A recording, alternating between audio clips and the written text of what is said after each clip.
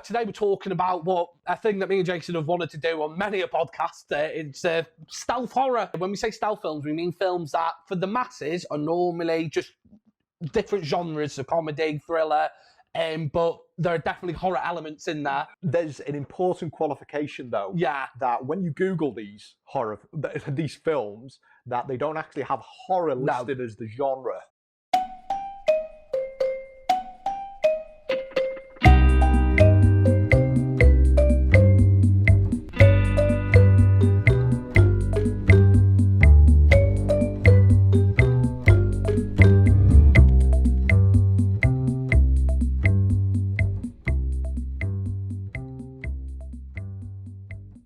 I'm joined here with the master of the macabre, Jason Jones. Thank you very much, sir. Today we're talking about a thing that me and Jason have wanted to do on many a podcast. It's stealth horror. Stealth horror. Yeah, but before that, I'm going to speak to Jason about what he's watched this week. So what you watched, mate? I have just watched the series The Third Day. Right, which is the one with Jude Law. Jude Law, Naomi Harris, Paddy Constantine, Emily Watson, Catherine Waterston. It's a very impressive cast.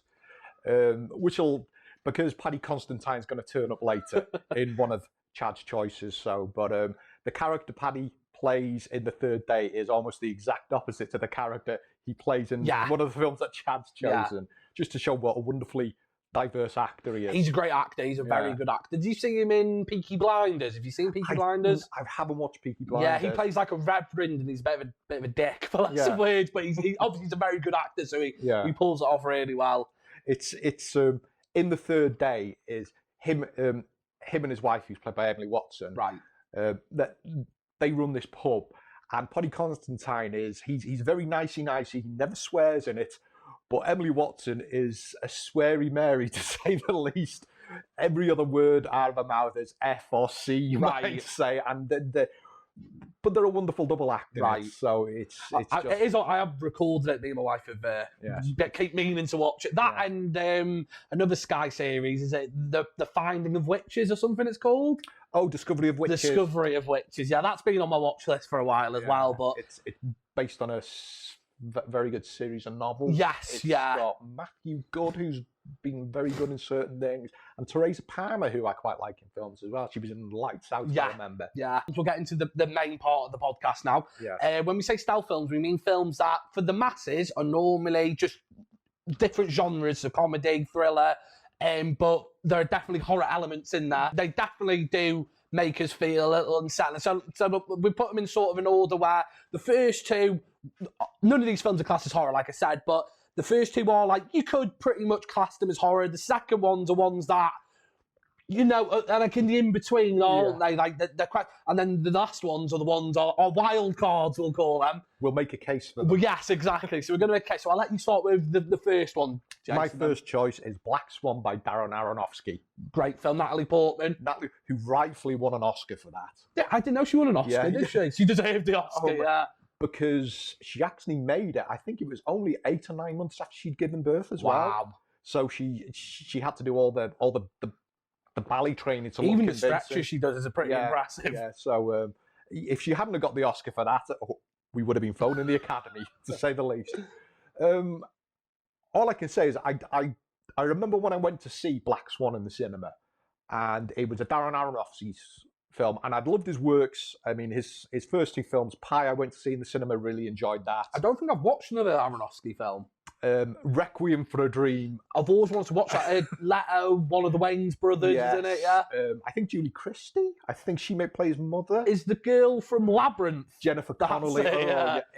If Jennifer Connelly is your sweetheart, never watch Requiem for a Dream. It's all about drug abuse, isn't it? It's in different forms. Okay. And the effects of it, and I mean, I could have easily chose that as a horror film, because that is a truly nightmarish film. I think Darren Aronofsky is a frustrated horror filmmaker, personally, because I remember going to see Black Swan, and for the first third, I'm sat watching it, and it's quite a droll drama showing. the rigors of what a ballerina has to go through. Yes. You know, which it is, it's an intense profession. Oh, the way they eat, the way they like exercise, it's all got to be every day. And I was thinking, what am I watching this for? You know, and I think it was just me in the cinema because I'd gone in the day, Saturday last.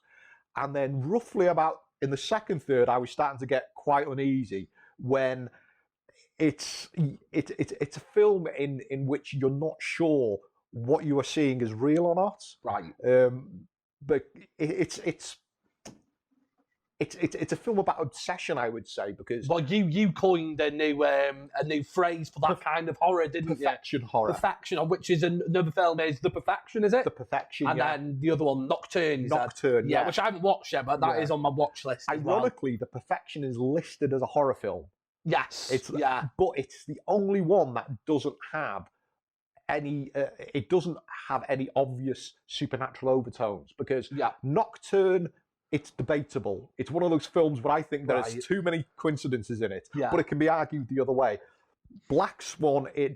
There's a point in the film where you're not sure what you're seeing is real or not. Yeah, you question a lot of it. You're like, because you get to a certain point, like, and I don't want to give it away because it's one of those films that you haven't watched it, you need to watch it. Because I was a lot like you, because Alex wanted to watch it, and we started. I'm not watching a film about ballet. Why would I watch a film, especially with Natalie Portman as well, because she's not really been in much stuff like that, has she? Yeah.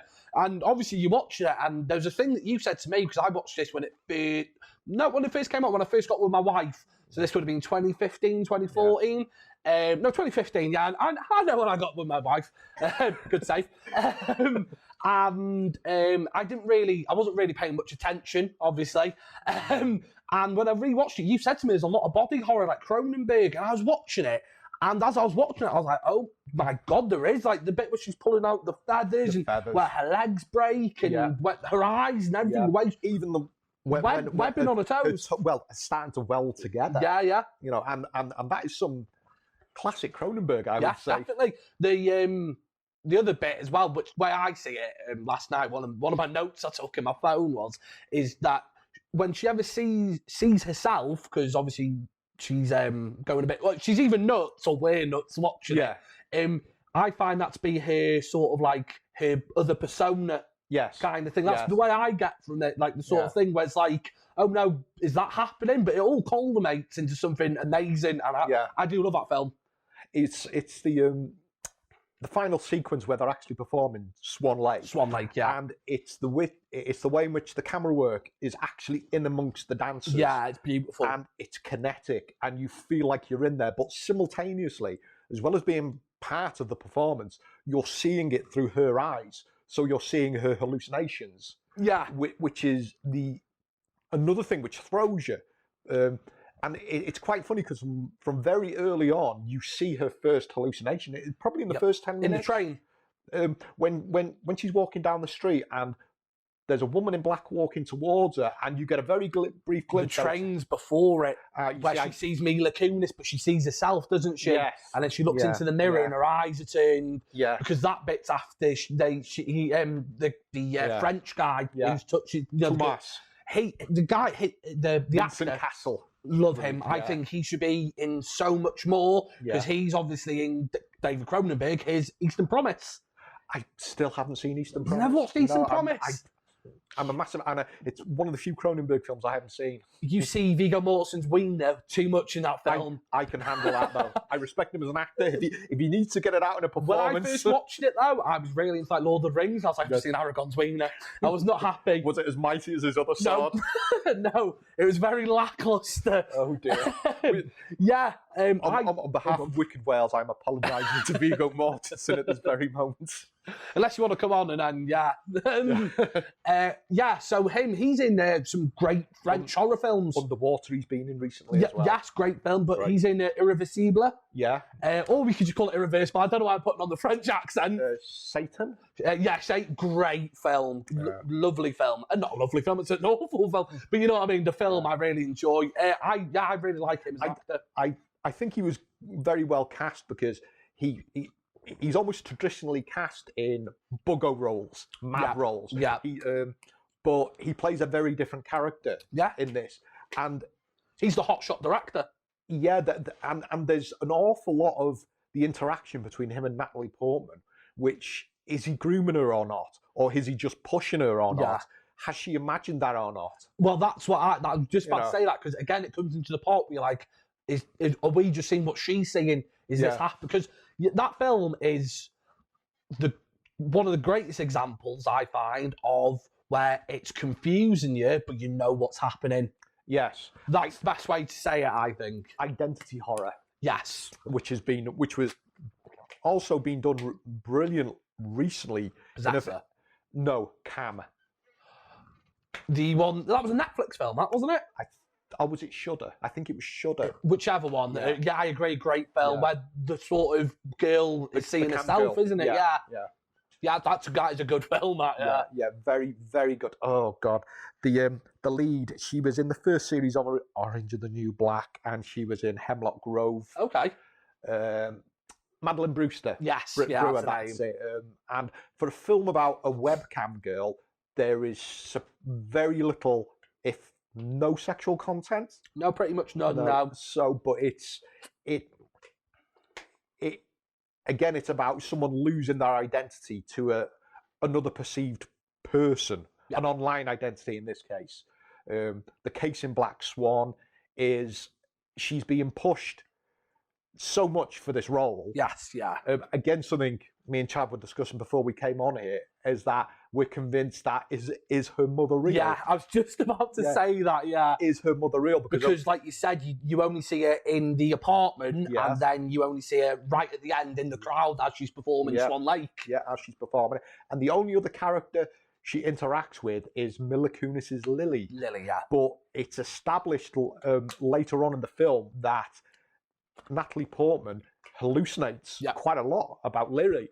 So did she even hallucinate Lily turning up at her apartment? Yeah, because she hallucinates them having sex, doesn't she? Yes. And then she mentions it to her the next day at practice, and she's like, "Did you have a dream about me?" Yes. And then there's sort of kind of like a tension there, because obviously she thinks that they like each other. Yeah. But Black Swan is, to me, I would definitely call it a horror film, because especially at the end when she is turning into the swan and her eyes start changing, like those contacts are terrifying when they're turning. Like it makes you feel uncomfortable. Well, like I said, when I was watching it in the cinema, that centerpiece of the film where everything starts to crumble, and it was whoa, and it was a sudden left turn, and we forgot to mention Winona Ryder's performance, called Beth. She was the star, wasn't she? Yeah. She was the original prima donna. Yeah, you might say. But I still remember watching the nail file sequence.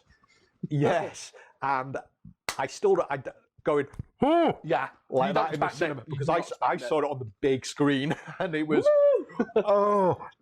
and yes, that was truly shocking seeing that on the big screen, because you just do not expect it coming. The thing about that as well, which I really enjoyed, is that was sort of like a comeback from Winona Ryder as well, that role, wasn't it? Because at the time she hadn't been in anything. Yeah, but she'd had that her unfortunate troubles off camera. Exactly, yeah. And this was a good...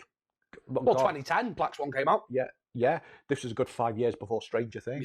Yeah. You know, which is, but it was great to see her back up there on the screen again. Yeah, she did really well in that role. Especially playing a mature role like that, that, very good. Also, did you notice that Natalie Portman and Mila Kunis is the two men they hook up with in the bar? Tom and Jerry. One of them was Sebastian Stan.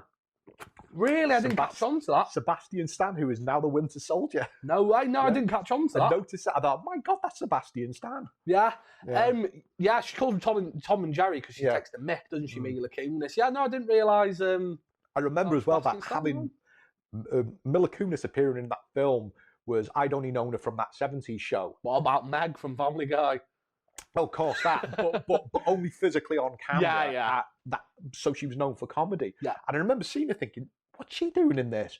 But I think, unfortunately, she went into a starlet phase where there was an awful lot of films with her where she was playing Mila Kunis. Yes. And she wasn't stretched like she was in Black Swan. And because she's a good actor. She's a great actress, sorry. Yeah. and the fact that Natalie Portman has never been kind of up there. She's always quite sensibly stuck with almost the Julia Roberts model, where she will make a personal project, then a commercial project, commercial. That, and I really think that we possibly lost out on Mila Kunis doing some other good roles. Yeah, definitely. Sorry, it's just coming to my head. Then Darren Aronofsky did Mother with Jennifer Lawrence as well, and Javier Bardem. Is it? Yeah, Is it not? Yeah. No Country for Old Men. Which nearly made it. Which nearly made the list, actually. Yeah. We've got Chad's choice in place, so that is far more terrifying. Well, we'll see what the fans think. Should we go on to the next one? Your choice. Which is Shane Meadows' Dead Man's Shoes, starring Paddy Considine and Toby Keebles, is it? Toby Keebles, yeah. Yeah, so I love this film. I just want to start by saying that. Absolutely love it. It's possibly one of the best British films, I think, out there that you can watch. And it's basically it's a revenge film, which is literally what the film is. His brother is bullied by these men who it's based in a small English town. Local scum. Well, it's a town stroke village. Yeah, it's not even. Yeah, it's not even a big town. Yeah. It's a rural town as well. And they sell drugs and they're just local scumbags. Exactly. Yeah. So they're not even proper criminals. No, not all. So obviously, Paddy Considine's character, whose name's just gone out of my head. You asked me when he's an ex-parasergeant. Yes. Isn't he? Yeah. So he's a tough guy anyway, because that's why he's gone away and he's come back and his brother's been bullied. I don't want to give I don't want to give it away. So it's basically a whole revenge plot, but there's so many things in it that are so like horror adjacent, like the gas mask. It's got, I think, a slasher feel to it, a classic slasher. Yes. Yeah. Purely because of the setup as well. Yeah. Because there's a definite reason why he's murdering these people. Yes, yeah. It's not just a wild spree. It's not just they're in the demographic. There's a specific It's event. calculated. Yeah. He knows what he's doing. And there's that sense of utter powerlessness that they've got. Yeah.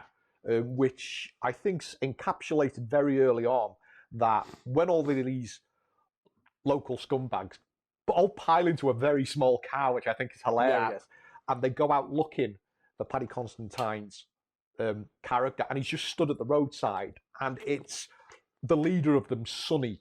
Oh, are you going to talk about the got you here? Yeah, got you in the palm of my hand. He gets out the car and he confronts Paddy Considine, and you can see Sonny is used to having everyone fall at his feet. Yeah, because he's just being the tough guy, isn't he? Yeah, he's the big cheese of the area. Yeah, and Paddy Considine's character, he just doesn't care about him. Yeah. And the whole monologue that Paddy Considine's character good. The bit where he said, "I had you in the palm of my hand." Because he had snuck into his house and put makeup on him, and because he says to him, "I could have slit your throat," didn't he? And yeah.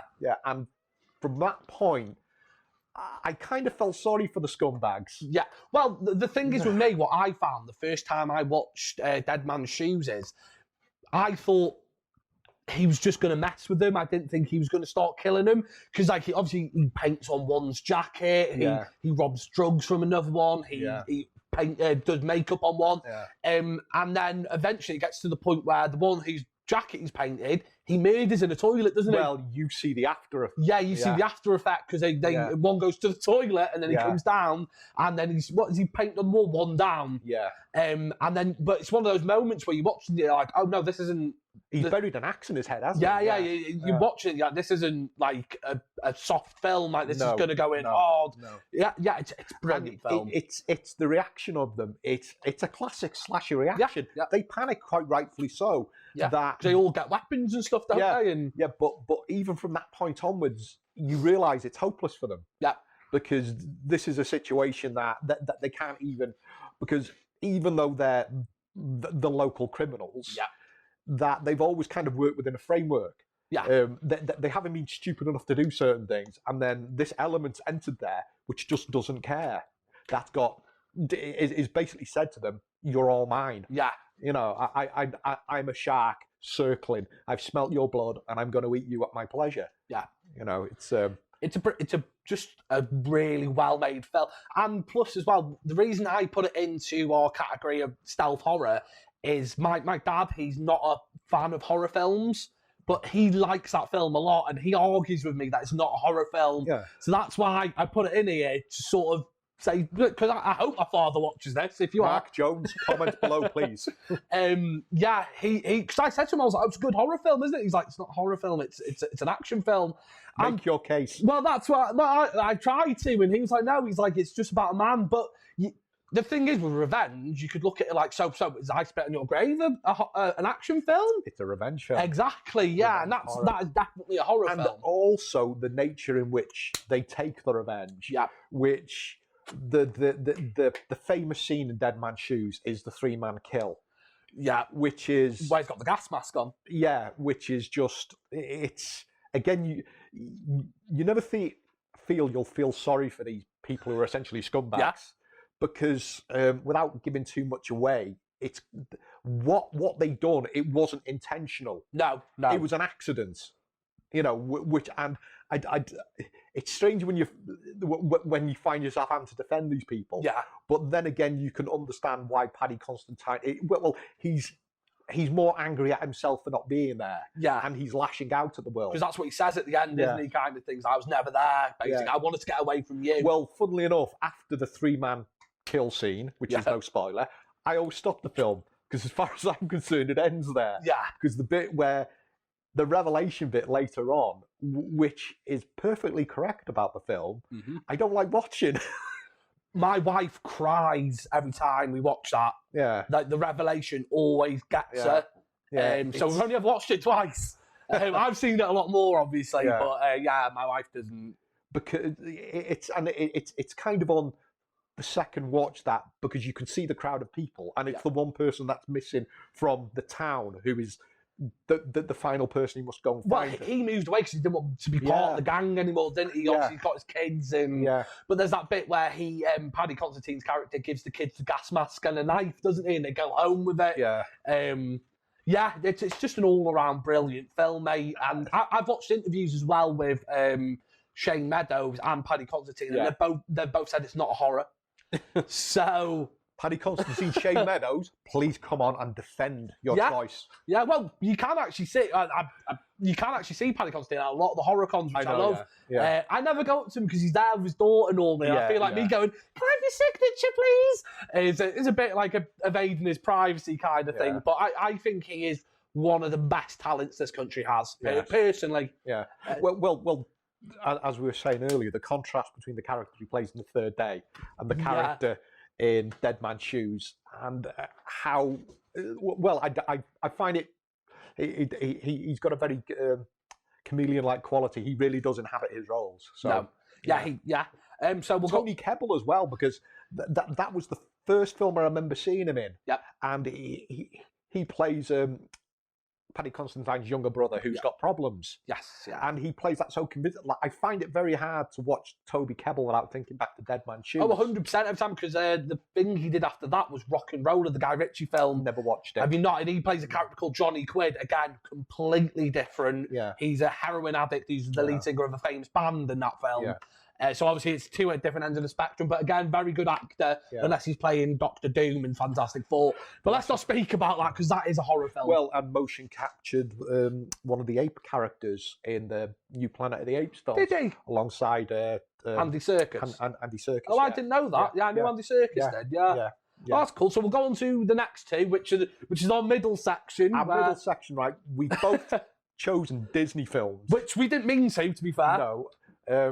But ironically, it starts with my choice as The Black Hole, which was 1979. Anthony Perkins. Well, Maximilian Schell, Robert Forster, who appeared in Alligator. He passed away last year. Actually, the last film he made was The Wolf of Snow Hollow. Great film. Brilliant. Great film. Watch it if you can. A great comedy horror. Yeah. Very funny, really funny film. Yeah, it threw me the first time I watched it. Yeah, you don't expect it. No. But yeah, watch that. But Black Hole.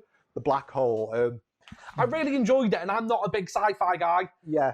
But that film, for me, there is definitely a lot of horror in it. Oh, yes, yeah. And I'm going to say something right now. At first, I hated Vincent. Yes. But I grew to love him. Yeah, by the end of it. Yeah, he was one of my favourite characters. Vincent is a robot that's about this big, but he's got all the heart of a human. Yes.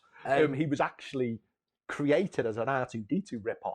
Really? But because the black hole came about in the wake, the genesis of the black hole was in the early 70s after the Poseidon adventure. It was going to be a disaster in space, but over the course of the 70s and where films go through production development, Star Wars happened. And needless to say, we all know the effect of Star Wars. Yep. So it kind of morphed into its end result, but essentially it's the old dark castle or the old dark house or the Mary Celeste ghost ship, because you start off with the Palomino, which is the ship where all the protagonists are on. Yes, and they see the black hole in the distance, this massive, everyone, the most destructive force in nature. And to be fair, the effects for 1979 are pretty decent on the black hole, and I didn't expect it. Like, when I first bought it, because I didn't know it was a Disney film until I started watching it. Up until that point, it was the most expensive Disney film made. It's very well made, yeah. And like again, the cast. I didn't expect the cast to be that good. Impressive cast. You do very well. And they find this abandoned ship on the edge of the black hole, and it shouldn't be able to do that. It's hanging there. And you find out that the head of the ship was Dr. Hans Reinhardt, who's played by Maximilian Schell, who is this brilliant maniacal scientist. Yeah, he's basically Victor Frankenstein in space. Yes. He's just a nutty professor, basically. Yes. I'm not talking about the Eddie Murphy film, but... Obviously not. And the protagonist's dock with a ship, and the Cygnus, and initially, it's dead. Yeah, it's like a wasteland. It's cavernous, and it has that, I would argue, cosmic horror Lovecraftian feel of them walking through. One of my notes I wrote down was Event Horizon vibes.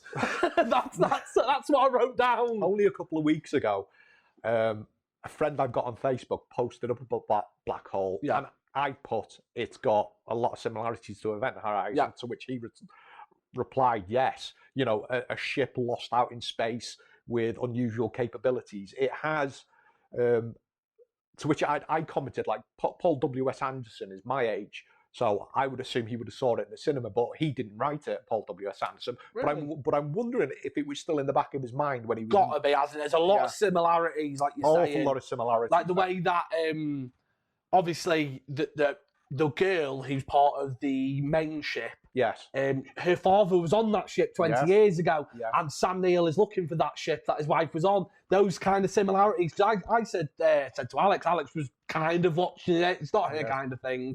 And I was like, oh, this is very much like Event Horizon.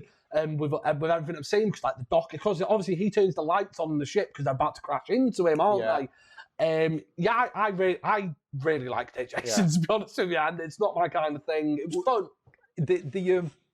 The things you find out that's gone on the Cygnus, the big ship, is that you see all the... it's just Dr. Hans Reinhardt and his robots. And he's got his sentry robots. He's got Maximilian, who is, I still find, genuinely terrifying to this day. The film came out in 1979, so I'm going to spoil it.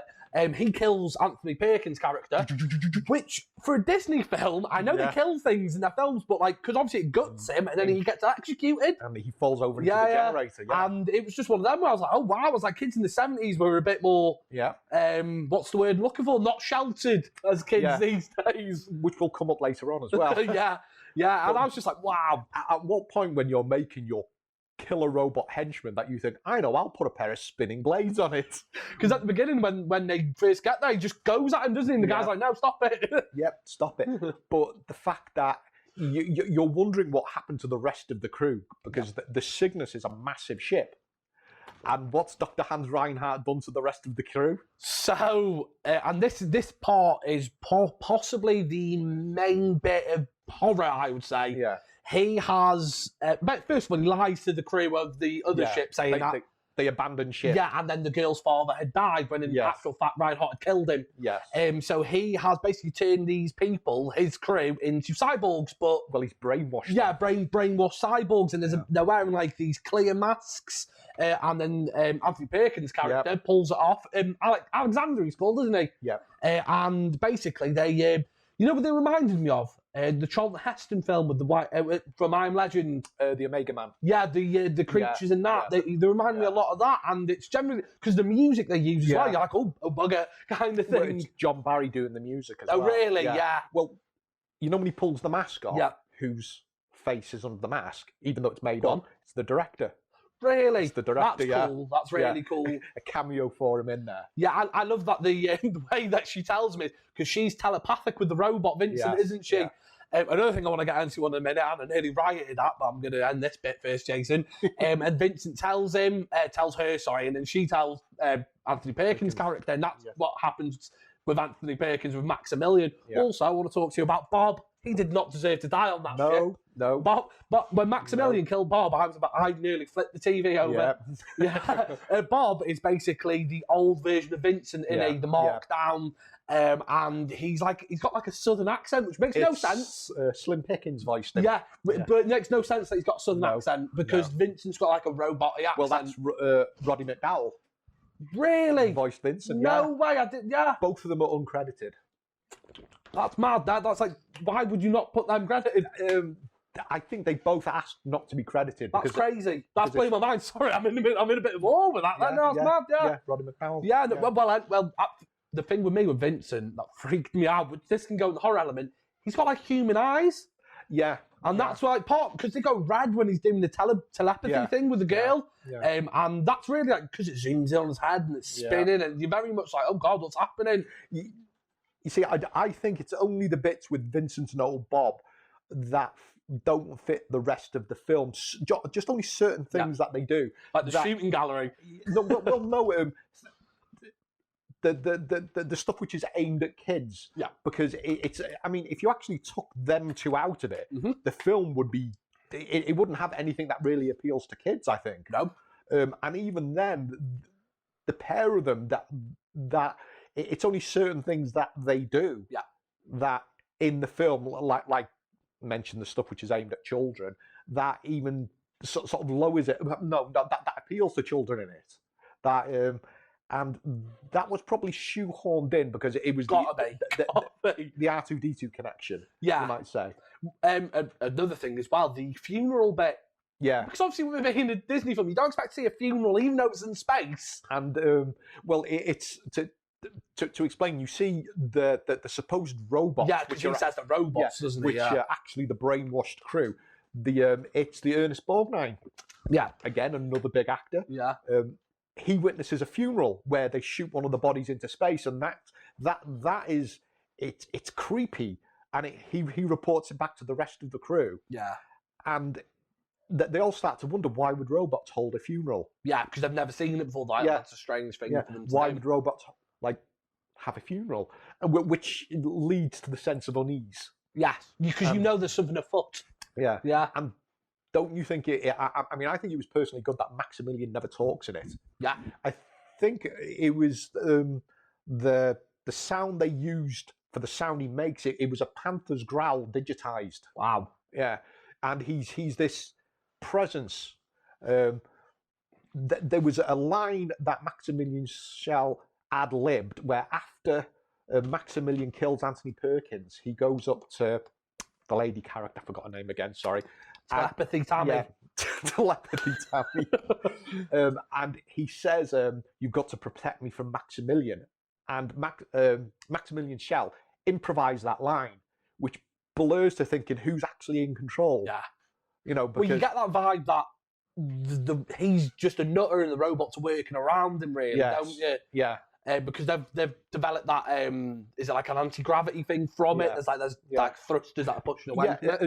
Again, as well, for a Disney film, and especially in the Star Wars era or post-Star Wars era, there's an awful lot of hard science in there. The fact that they're in 0G in their ship. And it's when they get onto the Cygnus that they're thinking, how we walk, how is this not 0G? It's got its own gravity. It's got this technology, which Dr. Hans Reinhardt, which is, I mean, they can't even do it now. It might not even be possible. But well, that's why Anthony Perkins' character wants to stay with him, doesn't he? Because he's the greatest mind ever. Why would I not do this with him?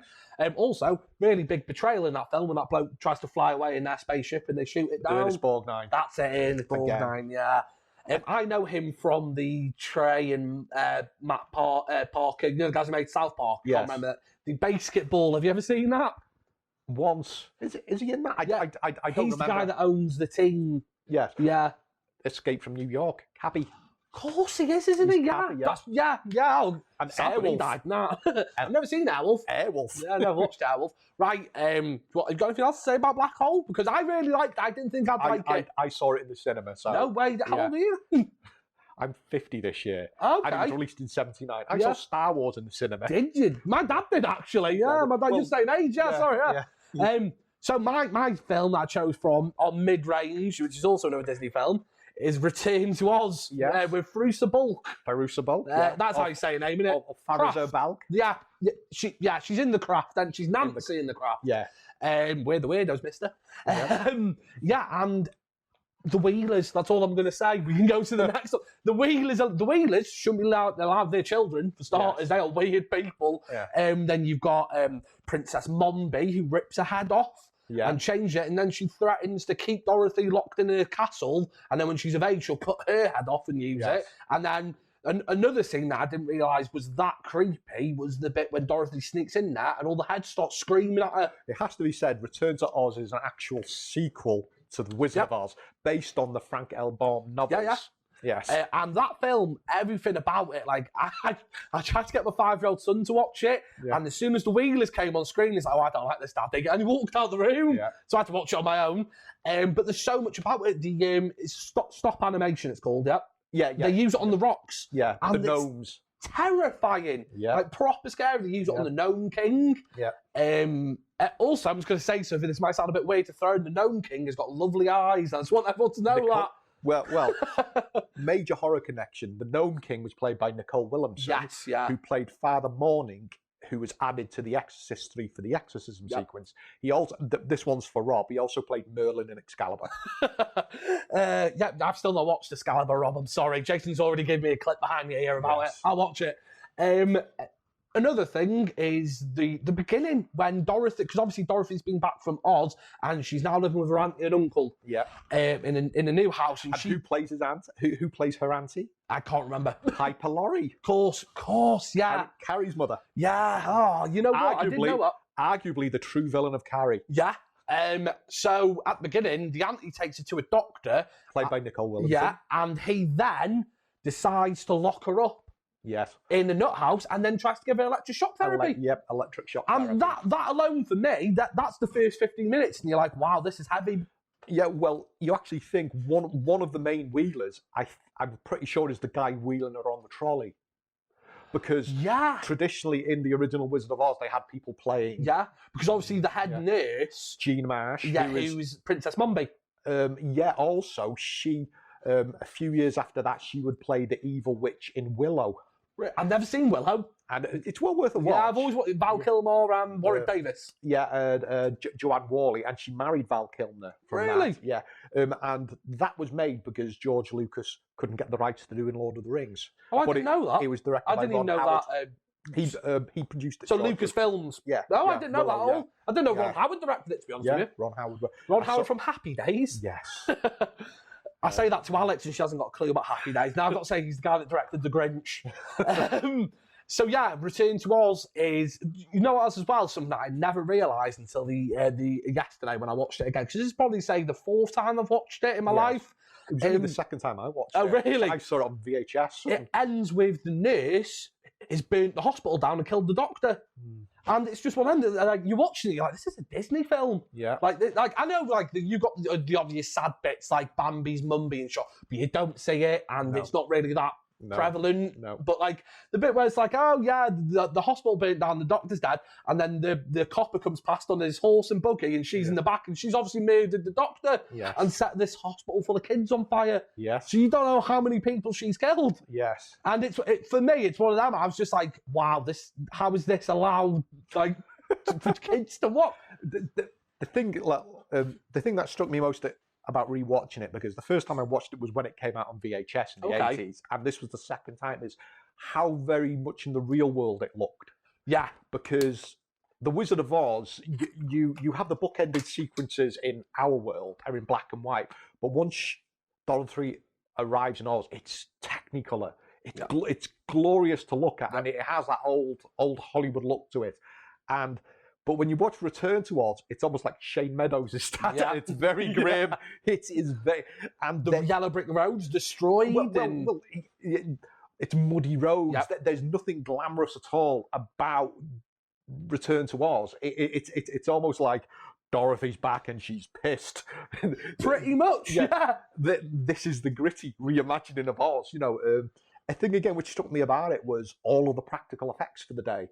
All on screen, which today they would obviously be done by CGI, but Jack Pumpkinhead, TikTok.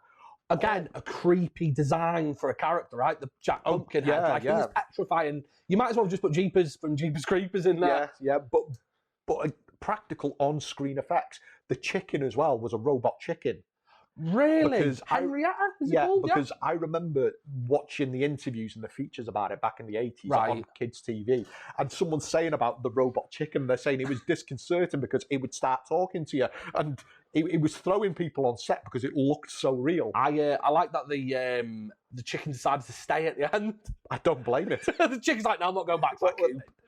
Sort of a connection is, if you've heard of Wicked, now everyone's heard of Wicked the musical, but I've read Wicked the book, which the musical's based on, and the book is 100 times darker. It's a very serious book. I thought that was just Wizard of Oz, is it not? Yeah. It's the Wicked Witch is told from her point of view. Oh, really? I didn't know that. It's a very good book, but there's an interesting point made in that is there are two types of animal in Oz. There's animal with a capital A and animals with a small a, and the animals with a capital A can talk and are in human intelligence.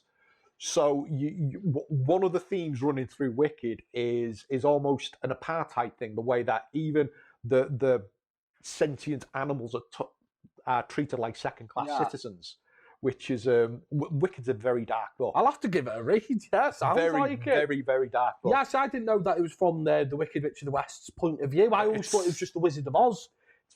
It's a very blackly funny book. So does it end with her being crushed by a house? No. That's her sister. So the Wicked Witch of the East dies. Who's who? Somebody dies in the film. Yeah, well, that happens in the film, but you also learn why she's got the red shoes. Right. The one who gets crushed. Yeah. But the one that survives the green one, why she's green, why she dresses in the outfit she does, where she gets a broomstick from, where she gets a castle from, where the flying monkeys is a very... Fly, my pretties, fly! It's, there's a couple of lines which said that she had to experiment an awful lot to be able to get them to fly. And it's almost like that scene from The Simpsons where Mr. Burns releases the monkeys out and they all just fall to their death, and he turns to Smithers and goes, we need to do more research on the monkeys. And it's that kind of... But Wicked it's well worth a read, I think. I'll have to definitely give it a read. Although the musical, which me and a mutual friend of ours, Helen, went to see, it's brilliant fun. It really When did you go watch that? We went to the Empire in Liverpool. I love a great musical, has to be said. I like musicals as well. Well, anyway, Return to Oz, we're on track there. Just a bit. Another thing that I always thought was a bit weird was when, and now you can wear what you like. If you came in here in a red thong, that's you. You do you, Jason. Yes. But when the Gnome King goes, I've got your red slippers. Yeah. It's just really creepy. I remember. Really creepy, I thought. That unsettled me the first time I watched it. Yeah. Like, I thought it was like a really weird thing to do. Like, he could have just held him. Like, that would have been easy. Like, I've got these slippers. Well, it's the whole thing from the magic that the slippers have. Yeah, clicking your heels. And funnily enough, in that they do actually have magic properties. Well, I don't know from the original Frank L. Baum novels, but from Wicked, it's because her sister doesn't have any arms. Okay. She's born without arms, and the shoes help her get up by herself and everything. And they become like a symbol of her because she ends up ruling a part of Oz. And so when she's killed and Dorothy takes the slippers, it's kind of taking a status symbol. A power, basically. Well, it's a status symbol as well. It's all... It's an awful lot about political power plays in Wicked as well. You really like Wicked, don't you? Oh, yes. You took it onto that twice now. Very good book. No more. Return to Oz, I just think it shouldn't be a child's film and people should be warned about it more than anything. At the same time, though, The Wizard of Oz is a really dark film. Yeah. I suffered nightmares as a kid as a result of that. Yeah. That witch, if I hadn't read Wicked, I'd still hate that witch now, but now I feel for her. Does anyone know that Jason's read Wicked? Yes, I have read Wicked. I know what I'm saying. You keep going on about Wicked. Damn, I missed that. Yeah, so yeah, that's my take on Return to Oz. It's just a creepy film, and Princess Mombi's a spooky bitch. Yeah. That's all I'm going to say on it. The last thing I want to talk about was when she's falling into the Gnome Kingdom from the mountain. It's very trippy. Yeah. Like all the colours and that, and it's very disorientating, I thought. But very, very good. Well, actually, the bit that kind of freaked me out on second view was the headless statues. Yeah. Yeah. Probably because it's got the Exorcist 3 connection with the headless statues and that, which kind of freaked me out watching that. But also when you see them all in the glass cases and you realise, did she take them off before or after? Well, yeah. You know. I didn't notice that the last time I watched it as well. Like, oh, when did she do that? Interesting side notes and roundabout connection to horror. Jean Marsh, who played Princess Mombi, she was married to John Pertwee for a bit. Really? Yeah. Oh, I don't know that. That's the more you know. There you go. So yeah, we're going to get on to our wild cards now, I think. Our wild cards. I'll let you go first. Jason's film, before he starts, was a film that on paper I would have hated, but I thought was very good. Yes. Ex Machina by Alex Garland. Yep, a very good film with Brendan Gleeson's son starring in it. Domhnall Gleeson. That's it. Oscar Isaacs, Alicia Vikander, and Sonia Mizuko in another non-speaking role. What's the other one? The Domestics, where she only speaks the one line at the end of that. Yeah, of course. You know, and again, a very important character role in it. When I was watching Ex Machina, I didn't put two and two together, but yeah. Well, she's very different in Ex Machina. So yeah, take it away. How do you feel? How's it? How are you going to tell us and me in the crowd that it's a horror film? That's what I want to know. Essentially, it's about AI. Oscar Isaac's character Nathan, he created, was it Blue a search browser, wasn't it? Yeah. He was alluding it. It was kind of like a cross between Google and Facebook. Yeah. But he's actually managed to create AI. He's brought Domhnall Gleeson, who works for him, to Caleb to perform the Turing test, which, for people that don't know, is when a human interacts with a machine, but doesn't know it's a machine. A machine. And Alicia Vikander plays Ava, the machine. And I'll start by saying every AI story or film has its roots in Frankenstein. Yes, 100%. Yep. Every one of them, and is a variation, and a very good variation on the like, because there's a famous saying which is saying, knowledge is knowing that Frankenstein was the doctor, not the creature, and wisdom is knowing that the doctor was the real monster. Yeah. Because again, things which Chad was saying to me earlier is, as the film progresses, that there's always a big question about AI, that if you're creating a sentient machine, but essentially are expecting to enslave it or to have it work for you, that's dodgy. And that's essentially what Oscar Isaac's character is doing. Yeah. But you also see, as the film, the film for its most part is a series of interviews where Caleb is interviewing Ava and trying to assess whether she is sentient or whether she's just doing a very good imitation. Although the arguments presented within the film that we're essentially the same thing. Yeah. Because we just go off stimulus and our past memories, and that's what Ava is doing. And see, I'm purposely not referring to her as a she, because even though I forgot about this bit where the role of gender comes up in it, that's the role that Nathan has assigned Ava. Because that's what Caleb asks him, why did you make her, didn't he? Her. But that's only from their point of view. Yeah. You don't know what Ava's point of view is, which leaves me quite interested. I mean, this is a spoiler, but I don't care.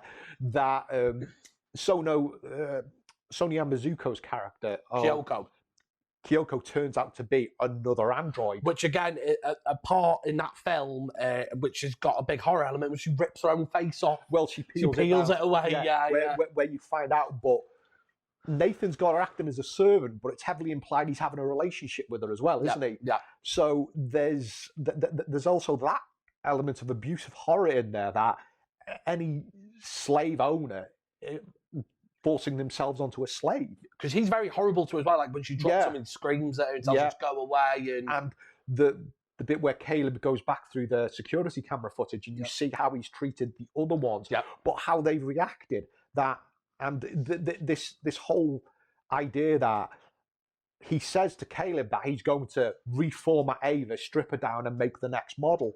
But what if Ava is sentient? Yeah. And Kyoko is obviously, because there's an awful lot she does in the background where you're thinking, and as I was saying to Chad earlier, she kind of reminded me of David from Prometheus, ironically played by Alicia Vikander's husband, Michael Fassbender. I didn't know they were married. Really? All I could say is, lucky man. And if our robot overlords look like Alicia Vikander and Sonia Mizuno, sign me up. It's funny that you said that. My favourite note from that whole film I wrote was, this is any person over 40's nightmare. Technology ruling the world. Yeah. But you also see in the way in which mankind is treating the technology, the consciousness, and that in itself is it's easy for us to appreciate how horrifying it is not being a slave. Yeah.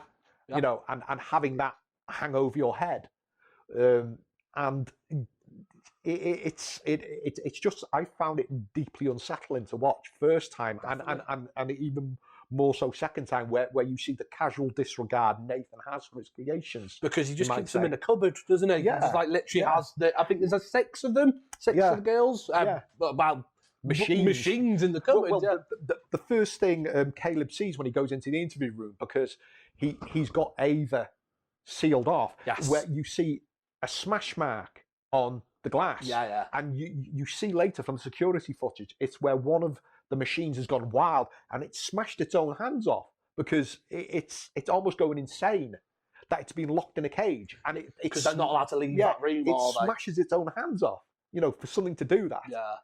And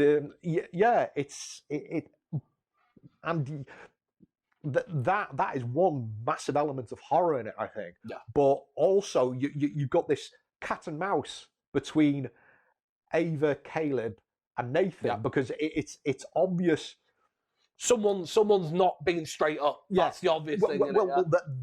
This brings in an element of classic folk horror that, funnily enough, you and Chris last week talking about The Wicker Man and Hereditary there, on retrospect, the whole films are orchestrated. From the point where the protagonists enter the narratives, everything's set out before them. And you get that sense with Caleb that because essentially Ava's being constructed almost to fit him. And even to the point where he says, did you physically base it on my porn searches so I would fall for it, so she could manipulate me? And the irony being is that Nathan is looking for Ava to exploit Caleb, and yet in the background, Kyoko is orchestrating that even though he doesn't consider Kyoko a threat, she is.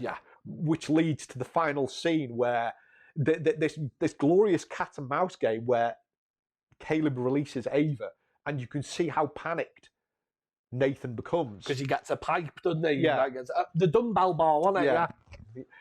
And you see, I've always said to people that that's where it transforms into a horror film, but it's actually got me thinking that there's no reason to suspect that Ava will go out and destroy humanity. No, there is something, but can she replicate?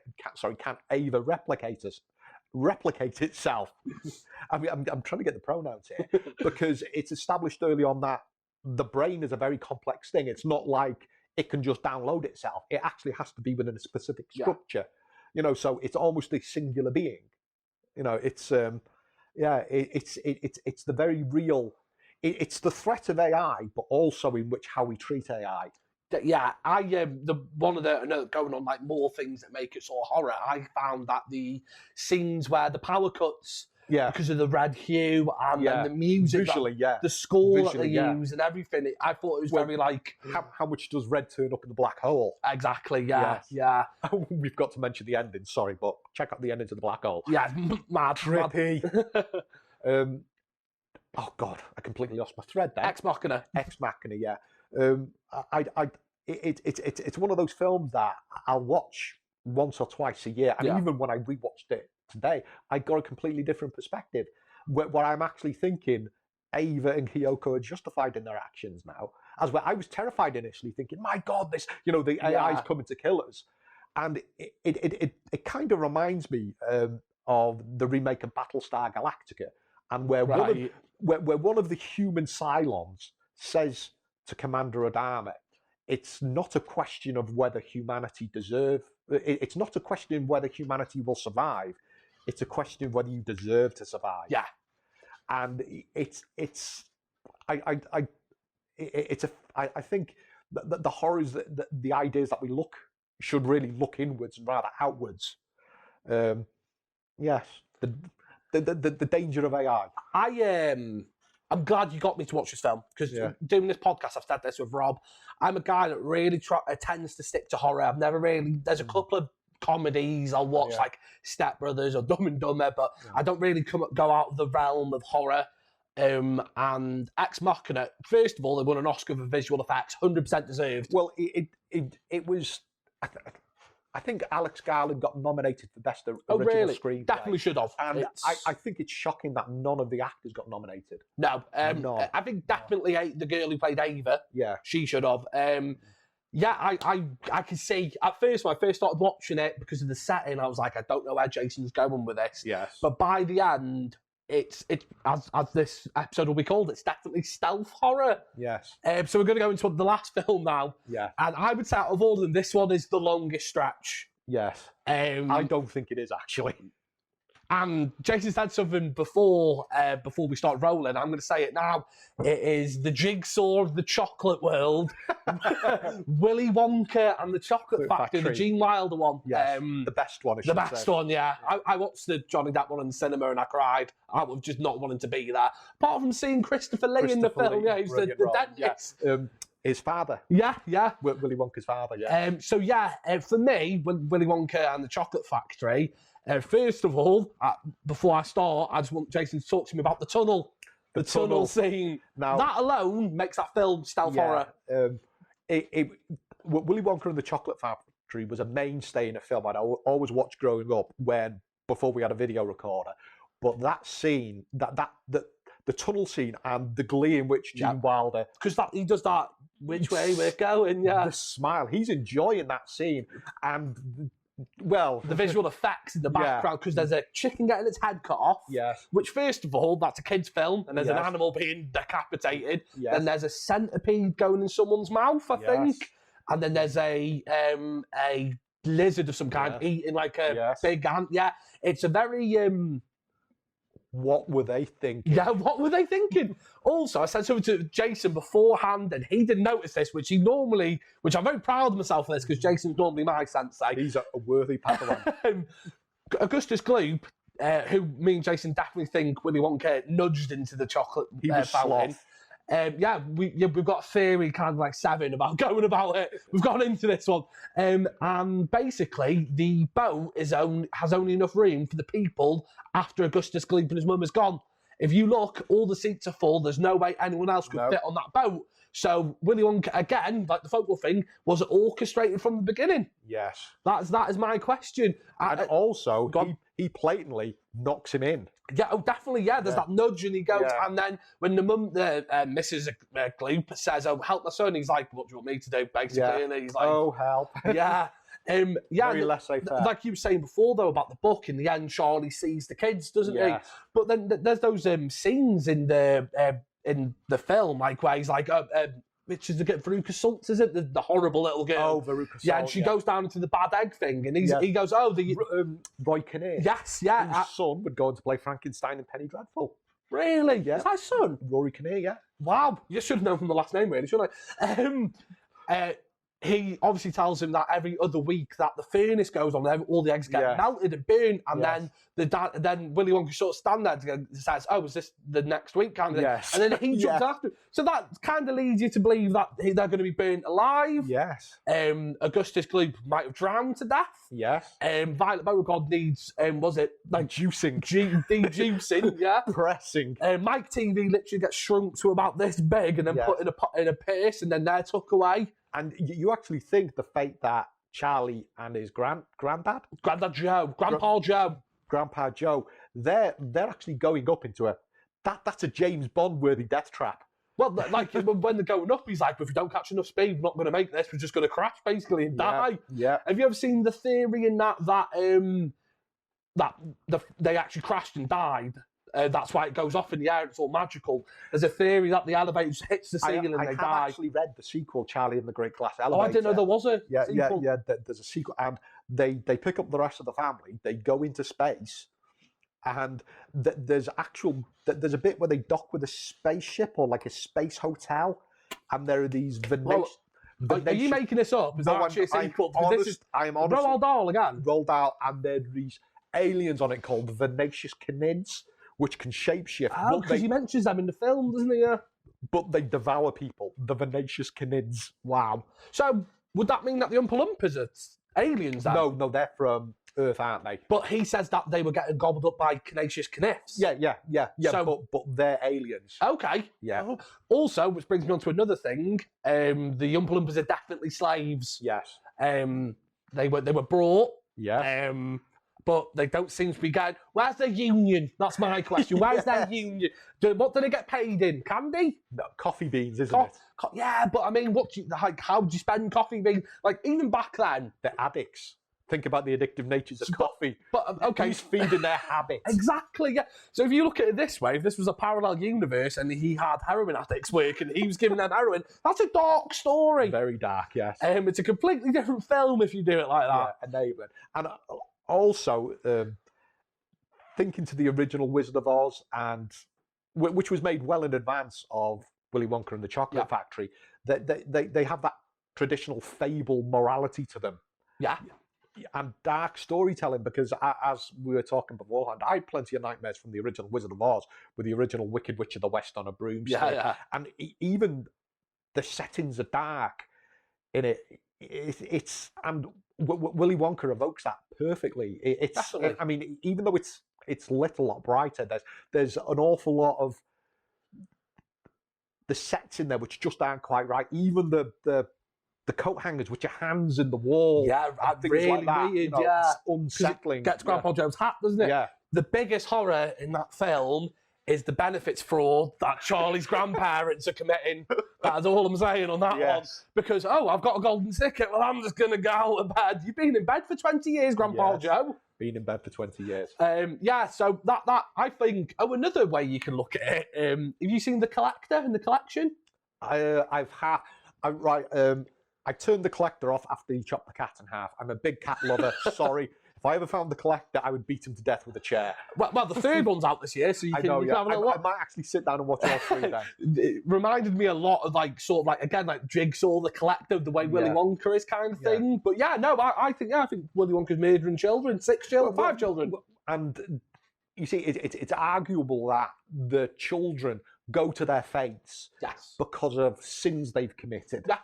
But you actually look at within Seven, John Doe is very high and mighty and moralistic. Even The Collector, from what I've seen of that, he's moral. Willy Wonka's he's nuts.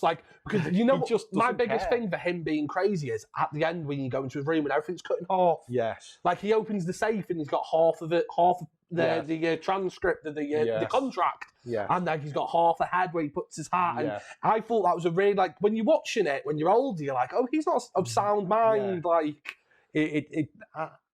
As a child, I always remember thinking things were cool like that. But again, you say once you get older, things start to play in the back of your mind, and you're thinking that's really quite wrong. Yeah. I've always said this, even as a kid, that film is a weird film. Yeah, very weird film. And Roald Dahl's source material that people tend to forget. I mean, a lot of his characters are grotesque. He has that. He has that thing which kids love. Which I think that they're trying to. There's always been this movement to tame stuff out of frightening kids, but no. Kids love being frightened. Oh, definitely, And that is the nature of a horror film, that you're being frightened for entertainment, that you're experiencing that fear in the safety of your own home or the safety of the cinema, that you can explore those feelings. Yeah, definitely. I think it's an important thing to be able to feel that. fear. The thrill. Yeah, but because initially I was terrified by horror films as a child, and I got to a point where I confronted them, and that's where my love for them came. Yeah. And now I'm more genuinely excited when I am afraid by a film. Yeah, definitely. Yeah, I get that. It's nice to find a film where you're like, oh God. And going back to Black Swan is why I came out of that so blown away by the film. Don't expect it. Whoa, that really done its job on me, really. So that brings us to the end of the show. Would you like to do a recommendation for a film? Oh. We've not done this in a while. I've been watching a load of rubbish recently. Give us a rubbish film for people to check out. I'm trying to think of a really good one. I'll tell you what I am actually waiting for, and it's getting released on Blu-ray for the first time, is Sam Raimi's second film, Crime Wave. Which I've meant to be good, that, isn't it? It is brilliant. I've never watched it. I've just pre-ordered it, and it's limited to 3,000 copies. Oh, wow. I'll borrow that from you. It's a Blu-ray. It's all right, I'll watch it. I'll give you it back. Okay. Don't make me legally download it, Jason. No, it is a very, very great. It's Sam Raimi, but him doing a horror crime caper. Okay. And it's got an interesting cast in it. Most notably, Paul Smith, who played the Beast Raban in David Lynch's Dune, and Brian James, who appeared he was Leon in Blade Runner in countless films, but he was Max Jenke in House 3, the horror show, which I think is the best house film. That's good. I watched that the other week, actually. That's a good film. Yeah. That's my favourite one. Very shocker vibes from that. Wes Craven shocker vibes. They came out roughly the same time, yeah. Right, so there you go. There's your recommendation. And if you want to leave us a comment, guys, of what films you think are stealth horror, you can use that term if you want now as well. I don't know if me and Jason are the ones that came up with it. We are trying to make this a thing. We're trying to make it a thing, yeah. Also, we're doing hoodies and T-shirts and cups. We're doing Improve your coffee, 100%. Yeah, so if you give us a message on Instagram, we can sort you something out. And yeah, thanks for watching, guys. And thanks to Jason. Thank you, sir. Keep it real.